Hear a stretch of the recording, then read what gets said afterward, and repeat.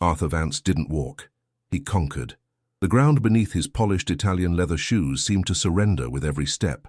He was a man sculpted from ambition and forged in the fires of ruthless negotiation. At 45, his name was a headline, a brand, a synonym for success that was as cold and hard as the glass and steel of the skyscrapers he owned. His world was a meticulously organized calendar, a series of flights, meetings, and multi-million-dollar deals.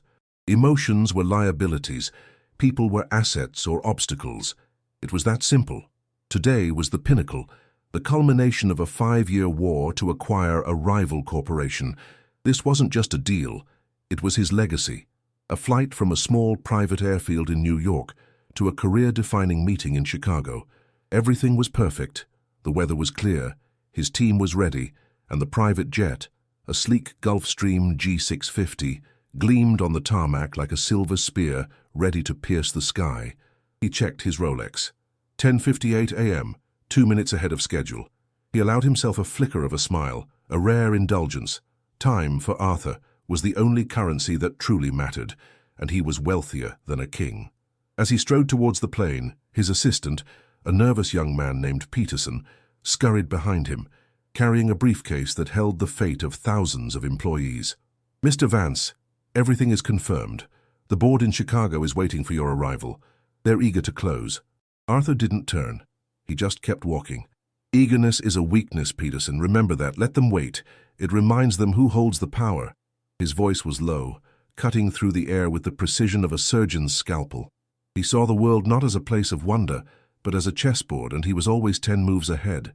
He saw the pilots giving him a respectful nod. He saw the ground crew backing away, clearing his path. He saw his reflection in the mirrored glass of the terminal, a man at the absolute peak of his power, untouchable, infallible. He had built an empire from nothing, brick by brick, deal by brutal deal. He trusted no one's judgment but his own, relied on no one's intuition but his gut, which had always been guided by data, by profit margins, by cold, hard facts. Feelings were for the weak, premonitions were for fools. The universe didn't send signs. It presented opportunities for the strong to seize. And today he was about to seize the biggest one of all. He was about to board a plane that would cement his legend. He was Arthur Vance, and he owned the world. What he didn't see, what he couldn't possibly see from his gilded perch, was the pair of eyes watching him from just beyond the chain-link fence that separated his perfect world from the one everyone else lived in. A world of dust and struggle, of quiet observation and truths that could never be quantified on a balance sheet. The world of a boy who had nothing but a feeling, a terrible, sinking feeling. Arthur Vance owned the world, but he was about to discover that there are forces that no amount of money can control, and that sometimes the most important warnings come from the most unexpected places. He put his foot on the first step of the jet staircase, the polished metal cool beneath his shoe, completely unaware that he was one step away from eternity. Just beyond the shimmering heat haze of the tarmac, on the other side of the tall fence, topped with barbed wire, was a different universe. This was Leo's world. It wasn't made of glass and steel, but of cracked pavement, overgrown weeds, and the low-income apartment building that stood tiredly against the skyline. At 10 years old, Leo didn't have a Rolex or Italian shoes. He had worn-out sneakers with holes in the toes and an imagination that was as vast as the sky he loved to watch. His father was gone, and his mother worked 2 jobs, her love as fierce as her exhaustion. Leo's playground was this forgotten patch of ground, bordering the private airfield. It was his secret kingdom. While other kids played video games, Leo studied the birds of steel that took flight and landed here. He knew them all by sight. The sleek Lears, the powerful Gulfstreams, the smaller Cessnas that buzzed like dragonflies. He collected discarded bolts and scraps of metal near the fence, treasures from a world he could only watch from a distance. He didn't see them as symbols of wealth or power. He saw them as magic, machines that defied gravity, that carried people to places he could only dream of. He knew their sounds, too. The confident roar of a healthy engine, the gentle hum of the electronics, the specific whine of the hydraulics. He would lie in the grass, close his eyes, and just listen, building a library of sounds in his mind. But today, the sound was wrong. It had been wrong for an hour. The silver jet, The one the important-looking man was now walking towards had been making a noise. It wasn't loud. It wasn't a clank or a bang. It was a whisper, a high-pitched, almost imperceptible whistle that came from the right wing every time the wind blew from the north. It sounded sad, like a bird with a broken wing. He'd tried to tell one of the ground crew workers about it earlier, a man with a greasy cap who was pushing carts. "Sir, that plane," Leo had said, pointing his small finger through the fence. "It's making a funny sound." The man had just laughed, shooing him away. "Get out of here, kid. It's a multi-million-dollar machine." It's supposed to make sounds, but Leo knew better. He felt it in his chest. It was the same feeling he'd had last year, right before his neighbor's old dog, Buster, had laid down and never gotten up again. A feeling of quiet finality, a stillness where there should be life. He watched the man in the expensive suit, the man who walked like he was angry at the ground. He saw the way everyone scurried out of his path. He looked important. He looked like someone who never listened to anyone. But Leo's mother had always told him that courage was doing the right thing, especially when it was scary. And looking at that beautiful, sad airplane, Leo felt a terror that was colder than any winter wind. He clutched the fence, his knuckles white. The man was getting closer to the stairs. The engines were beginning to spool up, their deep hum masking the tiny, sad whistle, but Leo could still hear it. And he knew, with a certainty that defied all logic, that he had to do something. He had to try. He squeezed through a gap in the fence he'd made weeks ago, ignoring the sharp tear in his t-shirt, and began to run, his small legs pumping, his heart hammering against his ribs like a trapped bird. The space between Leo's world and Arthur's was only 100 yards of pristine tarmac, but it might as well have been 1,000,000 miles. As Leo ran, his worn-out sneakers slapping against the hot asphalt, he felt like he was trespassing on a different planet. The air smelled different here, cleaner, sharper, thick with the scent of jet fuel and power.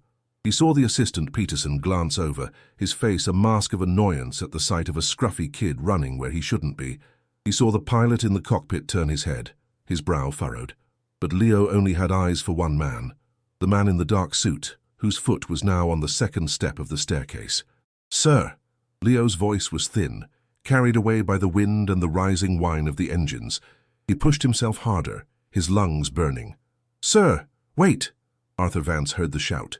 He paused, turning his head with an expression of sheer disbelief. Who would dare interrupt him?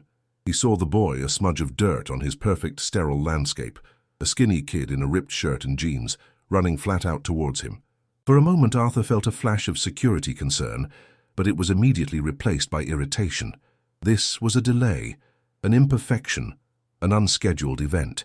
Leo skidded to a stop a few feet from the staircase, panting, his face streaked with sweat and dirt.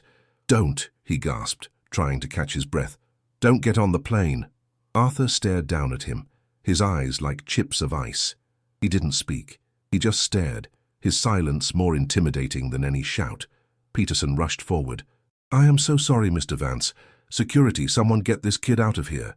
"No," Leo pleaded, his eyes wide and fixed on Arthur's. "Please, you have to listen. The right wing. It's making a noise. It's a wrong sound. It's sick." Arthur's lip curled into a sneer. A sick wing. It was the most absurd thing he had ever heard. This was a G650, a pinnacle of modern engineering, inspected and cleared by the best mechanics in the world. And he was supposed to take the word of a street urchin who looked like he hadn't had a decent meal in a week. He saw the boy not as a person, but as a problem to be solved, a piece of grit in the gears of his perfect machine. "How much?" Arthur asked, his voice dripping with condescension. Leo looked confused. "What? How much do you want?" Arthur reached into his pocket, pulled out a thick money clip, and peeled off a $100 bill. He didn't hand it to Leo, he let it flutter to the ground. "Here for your troubles. Now get out of my sight." The $100 bill, crisp and clean, landed in the dirt next to Leo's torn sneaker. The boy didn't even look at the money. His face, which had been filled with urgent fear, now crumpled with hurt. The insult was sharper than any physical blow. "It's not about money," Leo whispered, his voice trembling. "It's going to crash." The words hung in the air for a second, raw and terrifying. Arthur felt a flicker of something, a strange cold prickle on his skin, but he crushed it instantly. It was pity, a useless emotion. "Peterson," he snapped, turning his back on the boy. "Get rid of him now, I have a schedule to keep." He started up the stairs again, each step firm, decisive, erasing the memory of the strange little boy and his ridiculous, desperate plea. He was Arthur Vance. He didn't listen to children from the gutter. He didn't know that the crumpled bill he threw in the dirt was the smallest price he would pay that day. The cabin door closed with a solid, satisfying thud, sealing Arthur inside his private sanctuary. The scent of leather and polished wood filled his senses, a familiar comfort that instantly began to soothe his irritation. He settled into his plush, cream-colored seat, the one that molded perfectly to his form. Peterson, flustered and still apologizing, took his seat opposite. "I've already spoken to Airfield Security, Mr. Vance. They assure me it will never happen again. The breach is unacceptable." Arthur waved a dismissive hand, his eyes closed. "Forget it. It's done. Just pour me a drink." As Peterson moved to the small, elegant bar, Arthur leaned his head back, feeling the gentle vibrations as the jet began to taxi towards the runway. This was his element. The quiet hum of immense power, the feeling of being suspended above the petty concerns of the world below. He tried to shift his focus back to the Chicago deal, to the numbers, the strategy, the victory that awaited him. But for the first time in his life, his focus wavered. The boy's face kept flashing in his mind, the dirt on his cheek, the tear in his shirt, the raw, desperate honesty in his eyes. It was pathetic, he told himself. A simple grift. The kid probably saw his expensive suit and thought he could scare a few bucks out of him with a ghost story. It was a good strategy, he had to admit. Creative, but it was still just a story. He took a sip of the amber liquid Peterson handed him. The smooth burn of the scotch usually centered him, but today it did nothing. The words echoed in the silent cabin, louder than the engines. "The right wing. It's making a noise. It's sick." He glanced out the window at the wing in question. It was a marvel of engineering, flawless, powerful, slicing through the air with effortless grace. There was nothing wrong with it. Nothing. It was perfect, just like everything else in his life. So why did he feel this thing? It wasn't fear. Arthur Vance didn't feel fear. It was a dissonance. A tiny crack in the marble foundation of his certainty. He had built his entire empire on ignoring distractions, on trusting logic over emotion. He had fired people for less, for showing a moment of weakness or indecision. And here he was letting the nonsensical rambling of a child get under his skin. It was infuriating. He was angry at the boy for planting this seed of doubt, and even angrier at himself for letting it grow. The jet reached the end of the runway and paused, its engines building to a deep, resonant roar that vibrated through his very bones. This was the moment of commitment, the point of no return. The pilot's voice came over the intercom, calm and professional. "Mr. Vance, we are cleared for takeoff." Arthur looked out the window one last time. He saw the chain-link fence in the distance. He saw the patch of overgrown weeds. The boy was gone. But his warning remained, a ghost in the machine. Arthur gripped the armrest, his knuckles turning white. It was ridiculous. It was insane. It was a waste of time. And yet, as the plane began to surge forward, gathering speed for its ascent, Arthur Vance couldn't shake the image of the boy's terrified eyes and the sound of a voice that seemed to know something his world of logic and reason could never explain. The world outside the window began to blur. The white lines of the runway became a single, solid streak. The roar of the engines escalated into a deafening crescendo, a symphony of raw power that pressed Arthur back into his seat. This was the moment he usually loved, the thrilling, violent push of takeoff, the final decisive break from the Earth and all its complications. He should have been thinking about the billions of dollars waiting for him in Chicago. He should have been rehearsing his opening remarks to the board. Instead, his mind was a battlefield. Logic versus something else. Something ancient and primal that he had long ago buried under layers of ambition and cynicism. It's sick. The boy's simple, unscientific words were more disruptive than 100 screaming protesters. Why those words? Why not, "The engine is broken," or "I saw a leak"? It was the strangeness of the phrase, its childish poetry, that made it so insidious. It had bypassed his logical defenses and struck something deeper, something he didn't even know was there. "Stop!" The word escaped his lips as a hoarse whisper. Peterson, who was gripping his own armrests with white knuckles, looked at him confused. "Sir?" The plane was moving faster now. 80 knots. 100 knots. The point of no return was seconds away.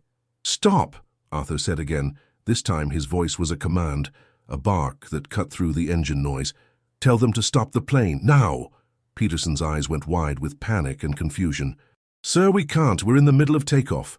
But Arthur was already unbuckling his seatbelt, a move that sent a jolt of alarm through his assistant.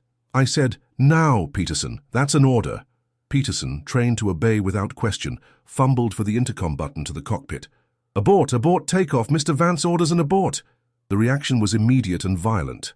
The roar of the engines was suddenly cut, replaced by the high-pitched scream of the brakes and the powerful thrust of the reverse engines. Arthur was thrown forward against his seatbelt, the smell of burning rubber filling the cabin. The magnificent jet shuddered, groaning in protest as it fought against its own momentum, finally lurching to a halt near the end of the runway. Silence descended, a heavy, ringing silence, broken only by Arthur's ragged breathing. The pilot's voice, tight with stress and disbelief, crackled over the speaker. "May I ask what the emergency is, Mr. Vance?" Arthur stood up, his legs unsteady.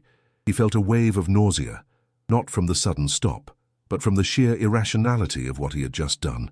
He had just aborted the takeoff of a $10 million aircraft, delaying a $1 billion deal because of a feeling, because of a dirty kid and a sick wing. He felt like the world's biggest fool. He straightened his tie, his face a mask of cold fury. "Open the door, I'm getting off." Peterson looked at him as if he had grown a second head. "Sir, the deal. The deal can wait," Arthur snapped, though his own words sounded hollow in his ears. As the cabin door was opened, he strode down the steps and onto the tarmac, not looking back. He stood there alone in the vast emptiness of the runway, the wind whipping at his suit, watching the pilots and his assistant staring at him from the plane, their faces a mixture of confusion and concern. He had never felt so powerful and yet so utterly foolish in his entire life. He watched the jet turn around to taxi back to the terminal without him, a bitter, self-loathing anger churning in his gut, completely unaware that he had just made the single most important decision of his entire existence. Arthur stood on the tarmac, a solitary figure of fury and embarrassment. He refused to go back inside the terminal. He needed to see it. He needed to watch his plane, his perfect machine, take off without him and fly flawlessly to Chicago. He needed the proof that he had just acted like a complete and utter madman, that he had allowed a moment of inexplicable weakness to jeopardize the deal of a lifetime. It was a form of self-flagellation. He would watch it succeed, and the image of its perfect ascent would burn away this irrational fear, leaving behind only the cold, hard lesson: never again deviate from the plan. The pilots, after a confused and tense conversation with the tower and a frantic Peterson, agreed to proceed. Arthur was the client, but the plane was cleared and the flight plan was filed. They would take off. Peterson chose to stay behind with his boss, wringing his hands and looking nervously between Arthur and the jet. Arthur ignored him, his eyes locked on the Gulf Stream as it taxied back to the runway threshold. He watched it turn, poised and powerful, a silver arrow aimed at the heart of the sky. The engines spooled up again, the roar washing over him, a sound that now seemed to mock him. He folded his arms, his jaw tight. "Watch," he told himself. "Watch and learn your lesson." The jet began to roll, faster this time, as if eager to escape the madness on the ground. It moved with breathtaking grace, accelerating smoothly down the runway. It lifted off the ground, a perfect textbook takeoff. The landing gear retracted seamlessly into the fuselage. Arthur watched it climb, 100 feet, 500 feet, 1,000 feet. It banked gently to the west, its polished wings catching the midday sun. He felt a bitter smile touch his lips. See, perfect, flawless. The boy was wrong. The feeling was wrong. He, Arthur Vance, had been a fool. He was already composing the scathing email he would send, the dressing down he would give his entire staff for allowing this lapse. And then it happened. It wasn't a loud explosion, it was a quiet, sickening pop. A puff of black smoke blossomed from the right engine. For a horrifying second, the plane seemed to hang in the air, suspended between power and oblivion. Then the right wing, the sick wing, dipped violently. The plane, no longer a graceful bird but a wounded beast, began to spiral. It was slow at first, almost surreal, like something from a nightmare. Arthur's mind couldn't process it. His breath caught in his throat. The smile froze on his face. The spiral tightened. The jet began to plummet, its nose pointed towards the earth. There was no sound from his own throat, only the distant, horrifying scream of tearing metal. It disappeared behind a line of trees at the edge of the airfield. A moment of impossible silence followed. Then a colossal, fiery blossom of orange and black erupted into the sky, so bright it made him flinch. The sound wave hit him a second later, a deep, gut-wrenching boom that shook the very ground he stood on, a sound that announced the violent, absolute end of everything. The sky fell silent again, now filled with a pillar of black smoke. Arthur stood motionless, his arms still folded, as if frozen in time. The $1 billion deal, the Rolex, the Italian shoes, his entire world, it all vaporized in that instant, replaced by a single deafening realization. That boy, that little boy, his empire was gone, his legacy was ash, and the only thing in the entire universe that mattered now was finding the child who had just handed him back his life. The world erupted into chaos. Sirens began to wail in the distance, their desperate cry growing closer with every second. Airfield security vehicles sped past Arthur, their tires screeching on the asphalt. Peterson was on his phone, his voice cracking, relaying the horrific news. But Arthur heard none of it. He was trapped in a bubble of silence. The image of the fireball seared onto the back of his eyelids. The man who had conquered the world was gone.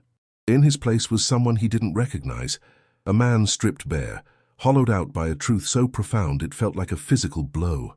He had been given a second chance, a gift of life delivered by a grimy, 10-year-old prophet he had dismissed with contempt. The $100 bill he had thrown at the boy's feet now felt like the most vulgar act of his life. It was a monument to his own arrogance, his own blindness. He needed to find him. It wasn't a choice. It was a primal, overwhelming need. It was the only thing that made sense in a world that had just been turned upside down. Ignoring Peterson's frantic calls, Arthur started to run, not towards the comfort of the terminal, but away from it, away from the flashing lights and the approaching fire trucks. He ran towards the chain-link fence, the barrier between his world and Leo's. He didn't bother looking for the gate. He scaled the fence, his expensive suit catching and tearing on the barbed wire at the top. He didn't feel the scratch on his hand as he tumbled over the other side, landing clumsily in the overgrown weeds. He was in Leo's world now. The ground was uneven, littered with trash. The air smelled of damp earth and poverty. He looked around wildly, his heart pounding with a new kind of terror. What if the boy was gone? What if he had taken the money and run? The thought was unbearable. He started walking, then running again, through the maze of run-down apartment buildings. He was a spectacle, a man in a torn, dirt-stained designer suit, his face pale with shock, looking completely out of place. People stared from their windows and doorways, whispering. He didn't care. "Have you seen a boy?" he asked a woman who was carrying groceries, his voice raw. "About this tall, skinny, in a ripped shirt?" The woman just shook her head and hurried away, clutching her bags. He asked another person, and another. No one knew. No one wanted to talk to the crazy rich man. Desperation began to claw at him. What had he been thinking? He didn't know the boy's name. He didn't know where he lived. All he had was the memory of a face he had looked at with nothing but scorn. He sank onto a crumbling concrete step, burying his face in his hands. The sirens, the smoke, the deal, it all faded away. The only thing that existed was this terrible, aching void. He had been saved by a miracle, and he had failed to even learn his savior's name. He had treated the most important person he would ever meet like dirt. The weight of his own hubris crashed down on him. For the first time since he was a child himself, Arthur Vance began to weep, not for his lost plane or his lost deal, but for his lost soul. And as he sat there, a broken man in a broken world, a small, hesitant voice cut through his despair. "Mister, are you okay?" Arthur looked up, his vision blurred by tears.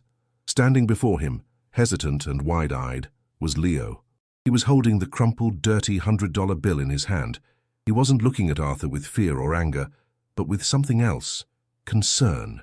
It was a look of pure, unadulterated empathy. It was a look Arthur had never truly received before, because he had never been in a position to need it. Seeing the boy, whole and real, sent a wave of relief through Arthur so powerful it almost knocked him over. He scrambled to his feet, a mess of torn cloth and raw emotion.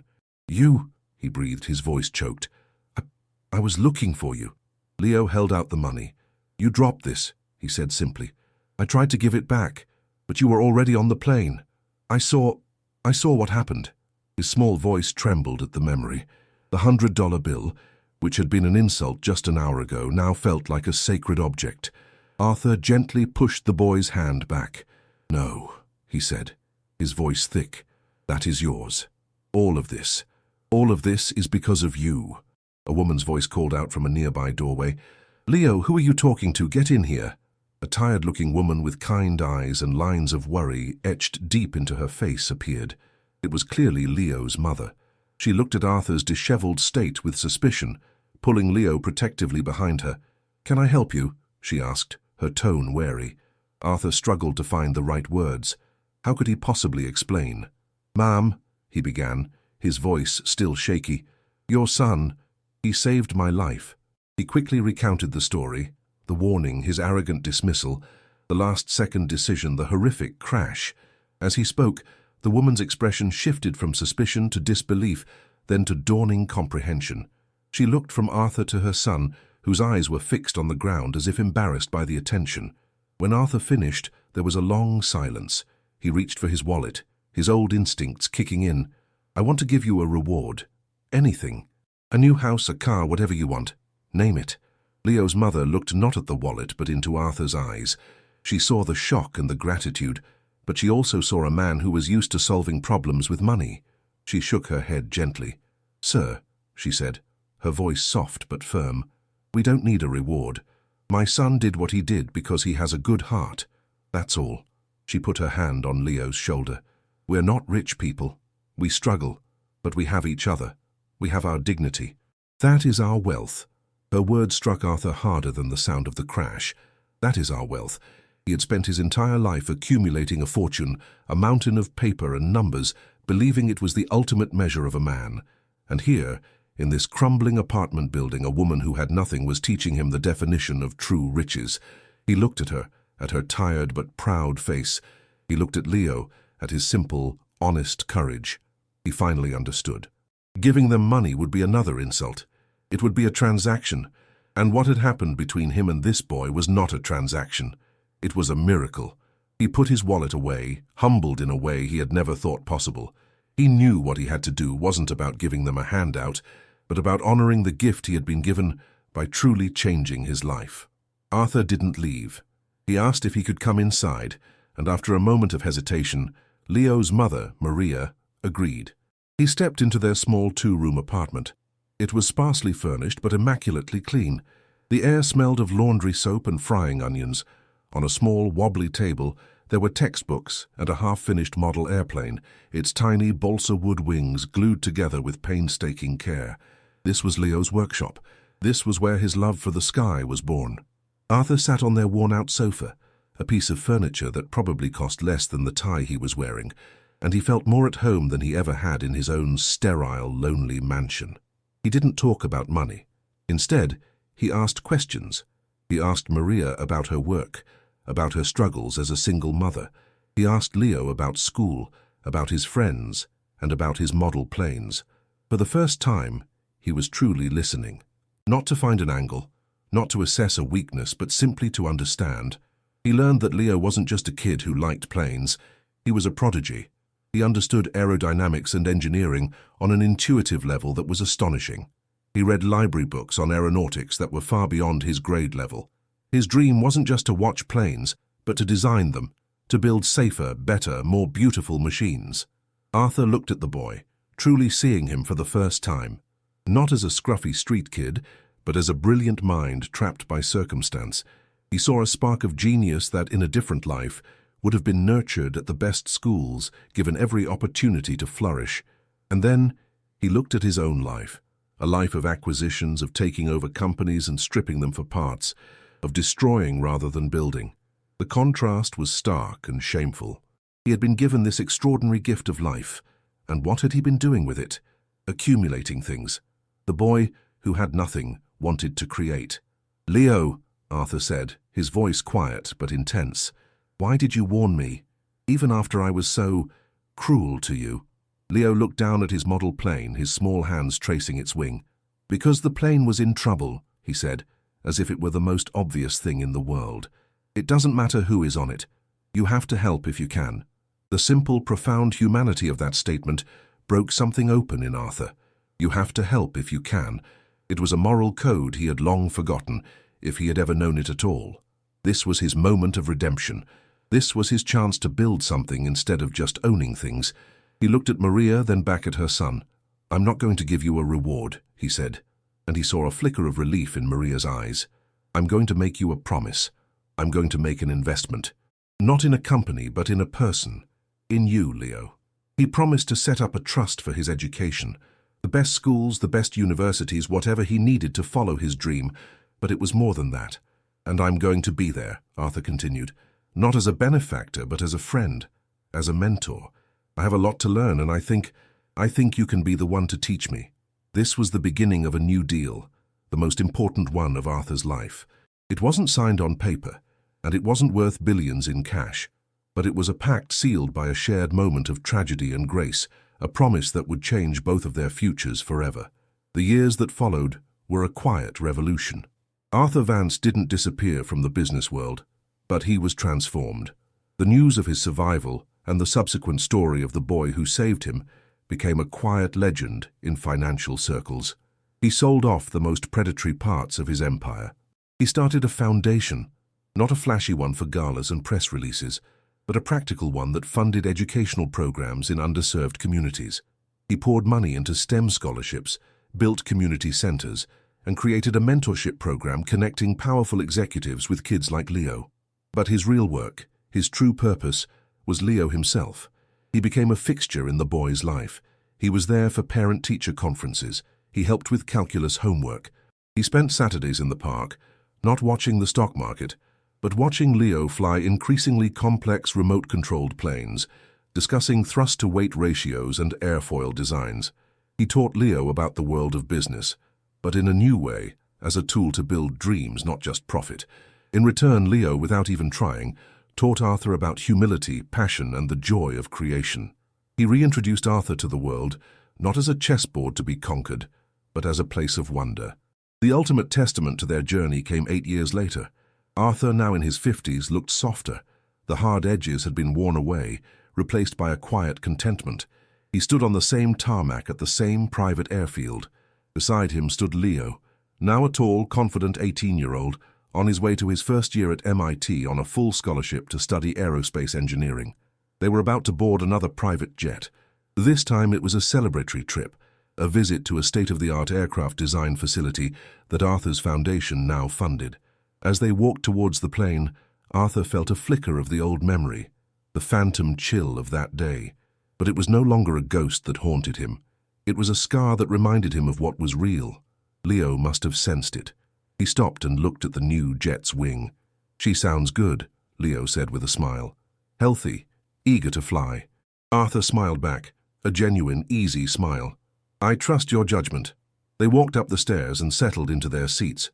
As the plane began to taxi, Arthur looked out the window. He didn't see a world to be owned.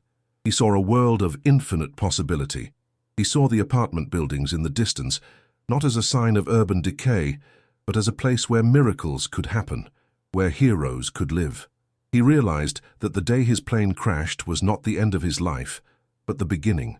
He had lost an empire of things, but he had gained a world of purpose. The boy had not just saved him from a fiery death, he had saved him from a hollow life. The true lesson was devastatingly simple. Wealth is not what you have, but what you give. Power is not in how many people you command, but in how many you lift up. And wisdom, the kind of wisdom that can save a life, can be found anywhere. In the halls of power or in the heart of a little boy watching the sky from behind a chain-link fence. You just have to be willing to listen. If this story touched you, don't forget to like, comment your thoughts, and subscribe for more powerful life lessons every week.